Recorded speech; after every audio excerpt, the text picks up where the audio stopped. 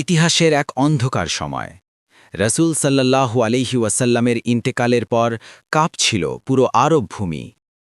মানুষ বিভ্রান্ত, কেউ ছেড়ে দিচ্ছে ইসলাম, চারদিকে ছড়িয়ে পড়ছে বিশৃঙ্খলা। মিথ্যা নবীদের উত্থান, বিদ্রোহ ছড়িয়ে পড়ছে চারদিকে। ঠিক তখনই উঠে দাঁড়ালেন এক মহান সাহাবী, এক অবিচল নেতা, হযরত আবু বকর সিদ্দিক রাদিয়াল্লাহু তাআলা আনহু। তিনি ঘোষণা দিলেন, যারা যাকাত দিতে অস্বীকার করবে, আমি তাদের বিরুদ্ধে যুদ্ধ করব। ভয় নয়, দুর্বলতা নয়, তার হৃদয়ে ছিল শুধু আল্লাহর প্রতি অটল বিশ্বাস। শুরু হলো সত্যের লড়াই, মিথ্যার বিরুদ্ধে যুদ্ধ। এক এক করে পরাজিত হল ভণ্ড নবীরা, ভেঙে পড়ল বিদ্রোহ।